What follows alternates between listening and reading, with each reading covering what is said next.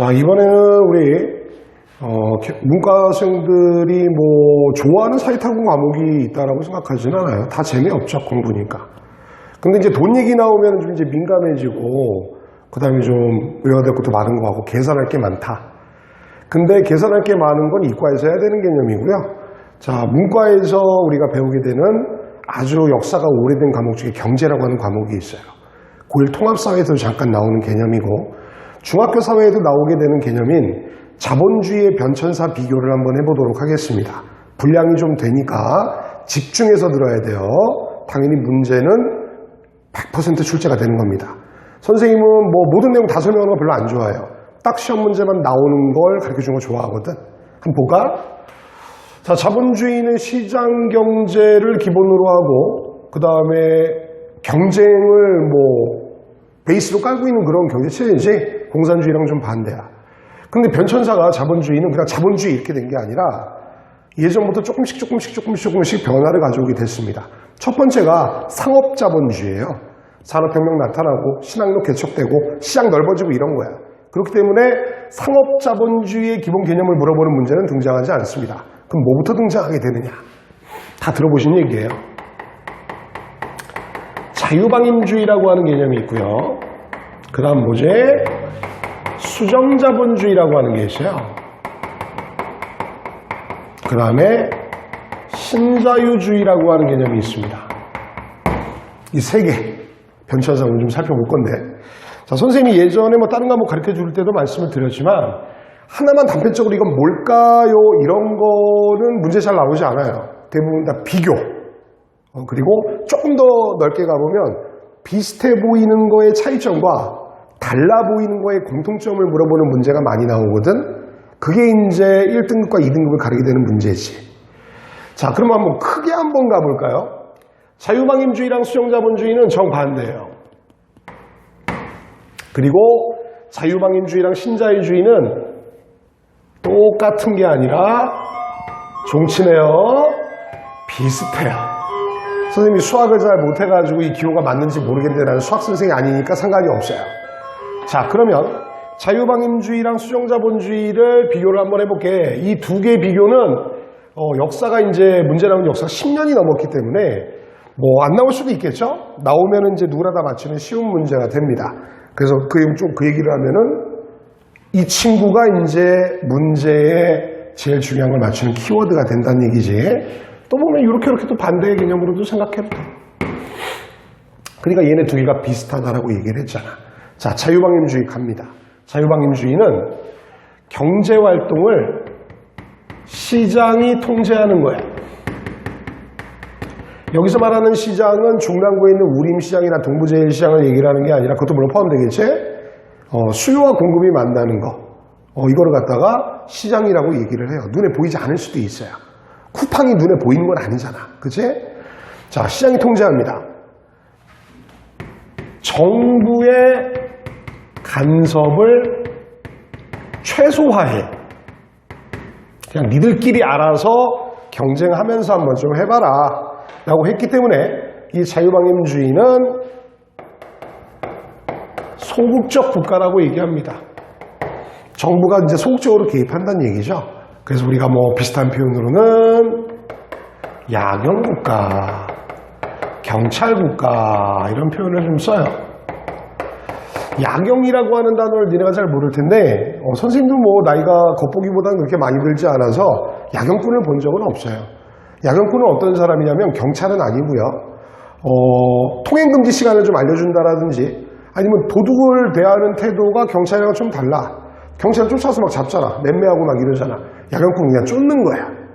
즉, 한 국가의 경제가 돌아가는 데 있어서 국외적인 외부적인 효과, 뭐 어떤 나라가 갑자기 침입을 한다라든지 아니면은 시장 경제하에서 규칙을 아주 깔끔하게 어기는 친구들이 있잖아. 뭐 도둑이라든지 강도 이런 정도만 정부가 이제 딱 컨트롤을 해주는 거죠.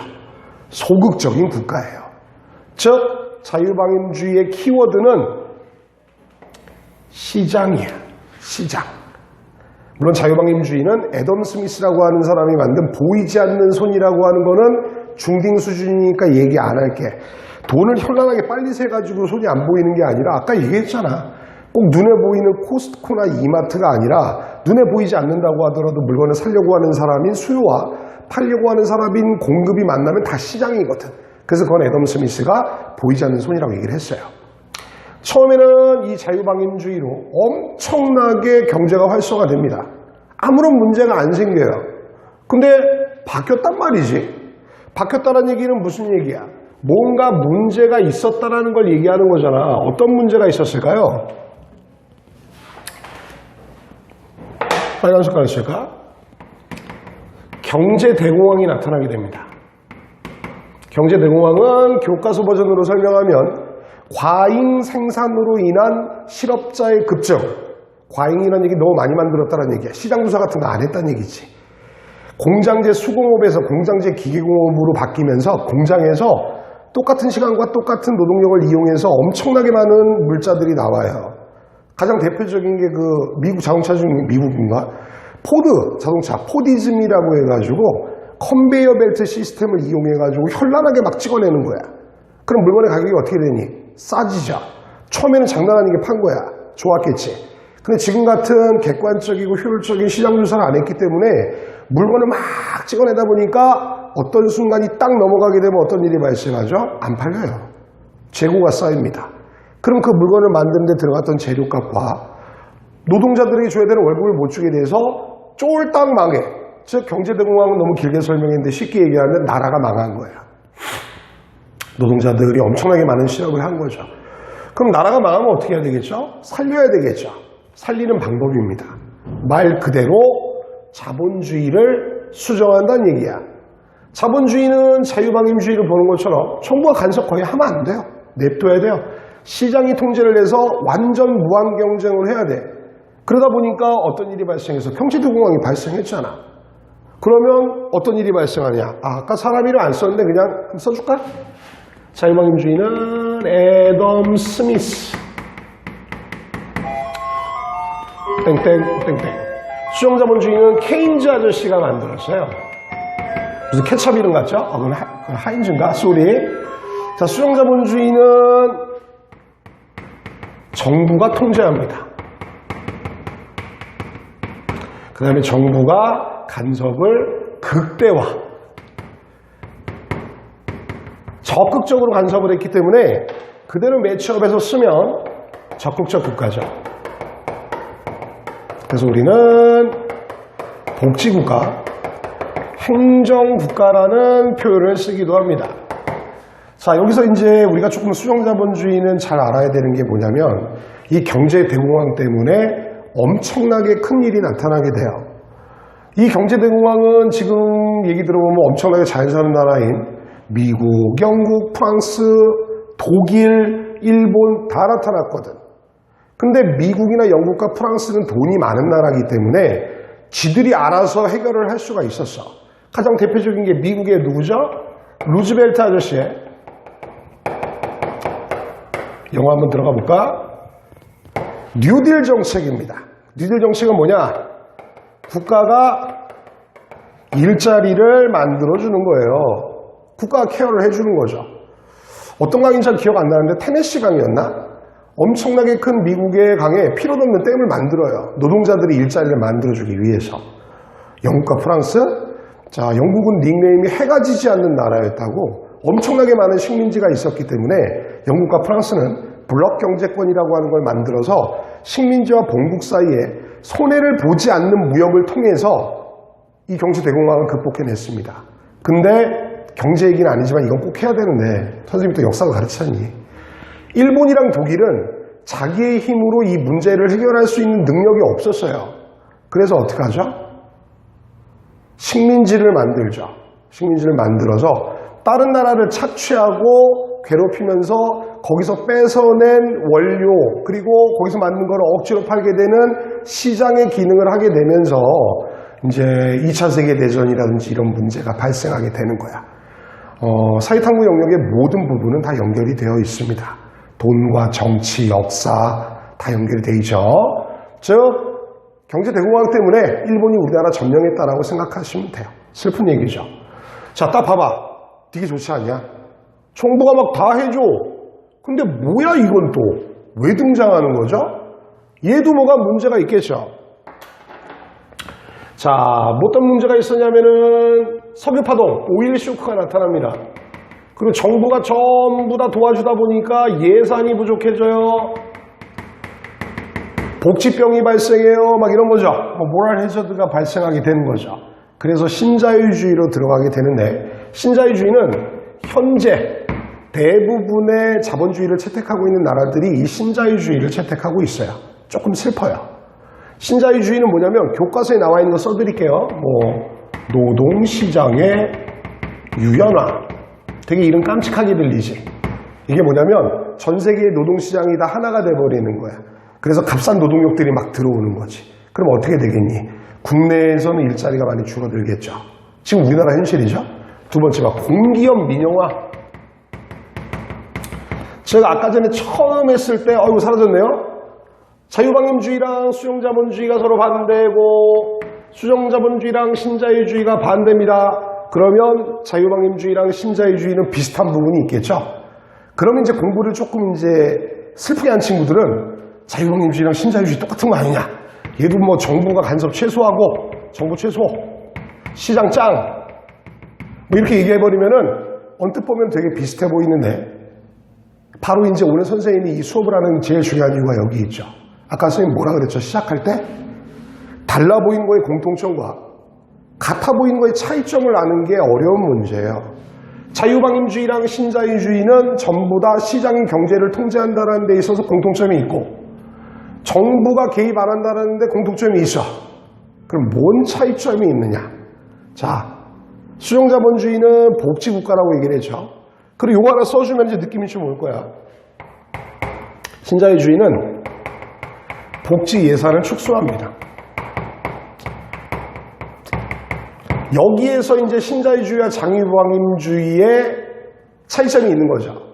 자, 요거는 좀 너무 칠판이 지저분하기 때문에 재빨리 지워서 간단하게 비교하고 끝낼게요. 이게 진짜 중요한 거야, 이게. 자유방임주의랑 신자유주의. 이렇게까지 자세하게 안 해주려고 그랬는데.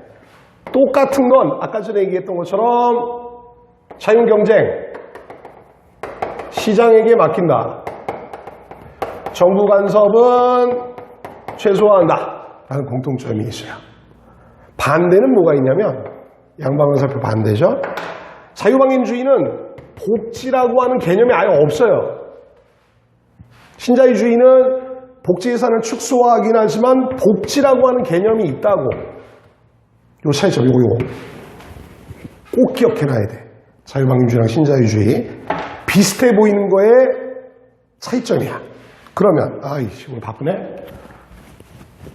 두 번째, 아까 하던 거 마무리해야 되겠죠? 수정자본주의랑 바빠. 신자유주의의 차이점이 뭐냐? 물론 정부가 개입한다, 시장이 한다라는 아주 기본적인 차이점이 있지만 이런 게 어려운 문제로 나오는 게 아니라고.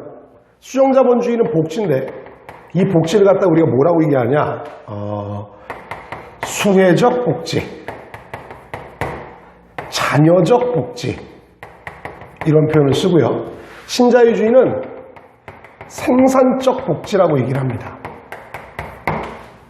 이게 뭘 얘기하는 거냐? 자, 선생님 완전 쉽게 얘기해 줄게. 수혜적 복지, 자녀적 복지는 전부 다한테 혜택을 주는 거야. 예를 들어서 알코올 중독자, 마약 중독자, 물론 그분들의 인격을 비난하는 건 아니에요. 알코올 중독자랑 마약 중독자, 그 다음에 그냥 일자리에서 잘린 평범한 젊은이가 있다고 칩시다. 3명이 있어요. 예산이 30만 원이에요. 그러면 이쪽 수용자본주의에서는 똑같이 10만 원, 10만 원, 10만 원씩 주는 거야. 그러면 알코올 중독자랑 마약 중독자가 10만 원씩 받으면 뭐 할까요? 술 먹고 마약 먹겠죠. 신자유주의는 생각이 달라. 경제가 기본이라고. 돈이 돌아야 돼. 야, 마약 중독자랑 알코올 중독자한테 지원해 준다고 그 사람들이 다시 직업교육을 받은 다음에 경제활동을 하지 않을 거라는 거지. 그럼 어떻게 하는 거야? 그 사람들은 뭐 미국 개념으로 따지면 푸드 쿠폰이나 이런 것들 줘서 죽지만 않게 하는 거야. 그럼 어떻게 하냐? 아까 그 기준으로 따지면 마약 중독자, 알코올 중독자, 젊은이 있다 그러면 30만 원이 있다 그러면 10만 원, 10만 원, 10만 원이 아니야. 2만 원, 2만 원, 26만 원을 준다고. 그러면 그 정상적인 삶을 살았던 젊은이, 일자리를 잃은 젊은이는 그 돈을 갖다가 자기 투자나 교육을, 재교육을 받아서 다시 경제에 투입이 돼서 세금을 내는 사람이 된다는 거죠. 아주 옛날에 미국이 시작했다가 실패하게 된 EITC라고 하는 제도가 있어요. Unincomed Tax Credit이라 그래가지고 일을 하기만 하면 평균 정도의 수준을 정부에서 다 보장을 해주는 거지. 물론 예산 부족으로 못했지만. 자, 이쪽은 노동 가능성이 있는 사람들한테만 준다라는 개념입니다. 자, 신자유주의랑 수용자본주의, 자유방임주의는 경제 파트에서 메인 핵심이에요. 사회 파트에서 돈 들어가게 되는 데 있어서는 꼭 나오는 내용이니까 꼭 기억해 놓을 수 있도록 하세요.